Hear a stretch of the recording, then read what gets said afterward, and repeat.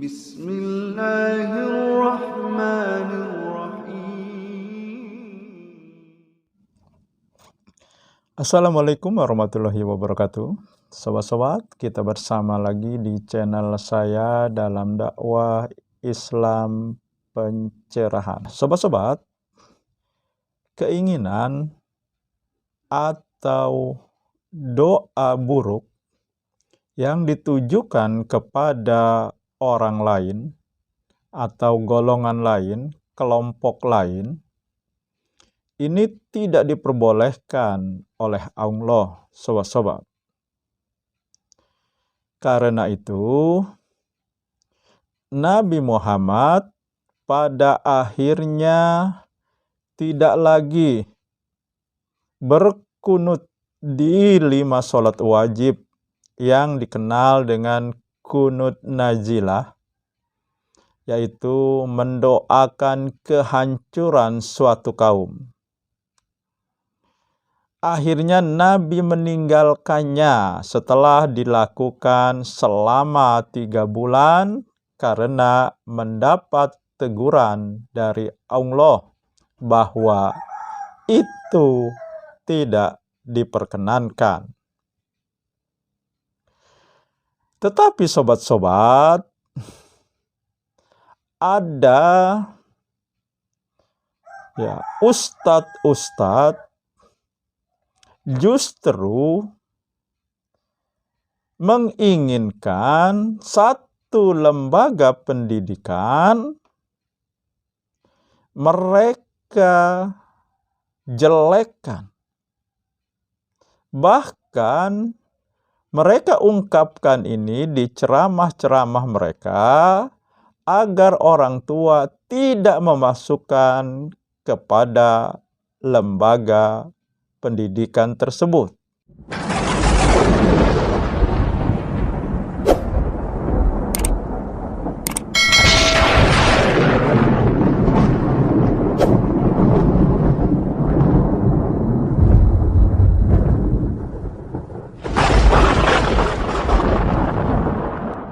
Bahkan Buya Ar-Raji Hasyim menyampaikan dalam khutbah Jumatnya. Saya di khutbah tadi menangkap Ustadz memberi stigma tertentu negatif kepada para pesantren hafiz, adik-adik kita yang sedang berjuang untuk menghafal Al-Quran saat ini, Ustadz. Dan itu hampir jatuh air mata saya mendengar hal itu disampaikan di khutbah. Pertanyaan saya adalah, sebelumnya kalau itu diucapkan oleh Presiden Amerika, kami sudah biasa, Ustaz. Saya sudah biasa. Kalau itu diucapkan oleh kaum buzzer yang membenci Islam, kami juga sudah biasa, Ustaz. Ini yang sekarang yang ngomong saya. Tapi kalau gitu kan? sekarang dia bicara itu, Ustaz, memang agak hampir jatuh air mata saya, Ustaz, mendengar itu. Jadi, kenapa Bapak jatuh air matanya? Apa saya menyerang orang rumah tahfiz? Iya, Ustaz. Bapak salah paham. Dari khutbah itu yang saya tangkap, itu Ustadz memberi stigma negatif kepada para kelompok hafiz Al-Quran. Terima kasih. Assalamualaikum warahmatullahi wabarakatuh. Assalamualaikum warahmatullahi wabarakatuh. Bapak kira saya bukan orang rumah tahfiz? Saya orang rumah tahfiz juga, Pak. Bapak kira saya bukan penghafal Quran? Saya penghafal Quran juga. Saya punya sanad Quran juga.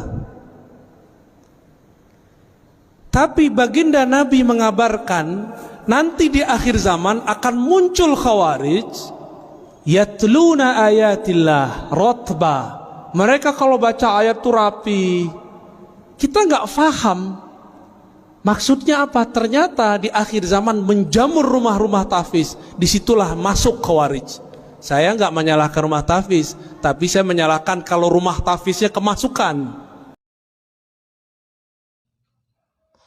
Ada lagi yang berani mengharamkan memasukkan anak di lembaga pendidikan tersebut.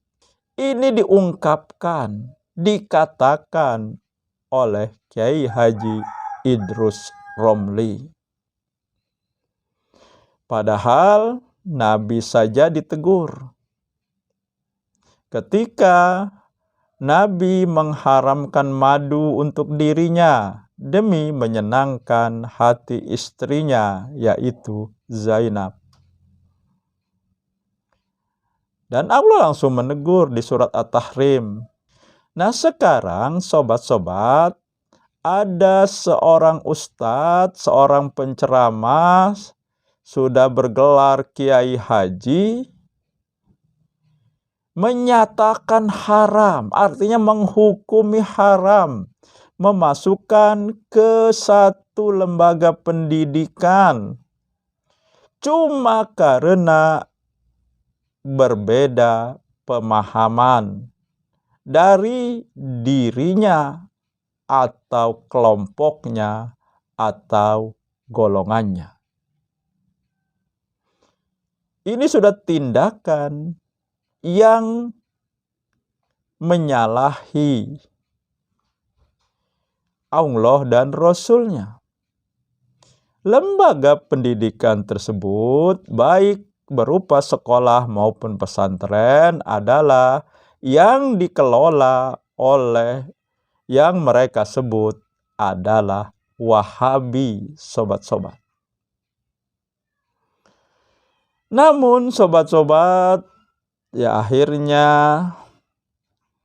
Allah membukakan sebenarnya lembaga pendidikan siapa yang harus dihindari, atau paling tidak kita harus berhati-hati dan selektif ketika memasukkan anak kita ke lembaga pendidikan yang ternyata belakangan ini, sebenarnya bukan belakangan ini, jauh sebelumnya sudah banyak masalah seperti yang dialami oleh Pondok Pesantren As-Siddiqiyah Jombang, kasus pelecehan seksual oleh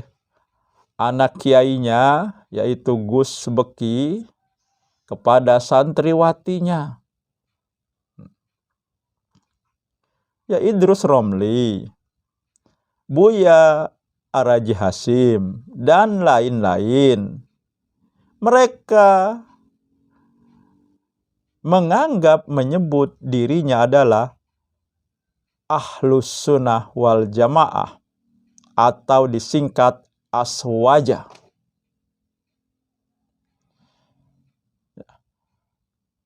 Mereka selalu membusukkan, menjelekkan yang berkaitan dengan yang mereka sebut Wahabi. Begitu juga mereka busukkan, mereka jelekkan, bahkan ada yang mengharamkan memasukkan anak ke lembaga pendidikan yang dikelola oleh orang-orang yang mereka sebut Wahabi. Nah, toh akhirnya sobat-sobat, sekarang terbukti lembaga pendidikan siapa yang harus diwaspadai. Lembaga pendidikan siapa, kelompok mana yang banyak bermasalah, yang berkaitan dengan masalah pencabulan, pelecehan seksual, kekerasan seksual, justru dilakukan oleh orang-orang yang dihormati, yang diberi kepercayaan oleh orang tua, yang seharusnya mereka menjadi panutan, menjadi pelindung bagi anak-anak didik mereka.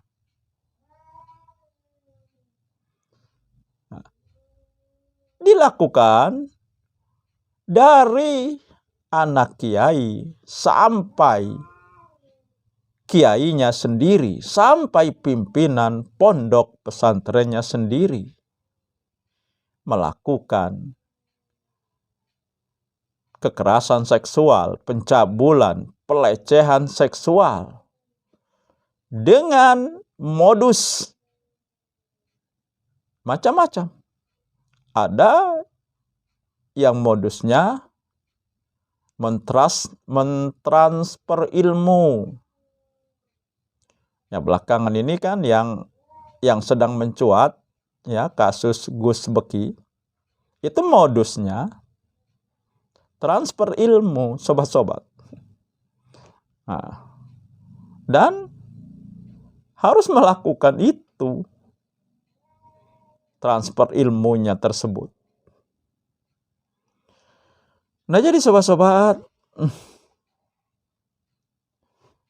ternyata ya, memang benar doa buruk, keinginan buruk tidak diperbolehkan.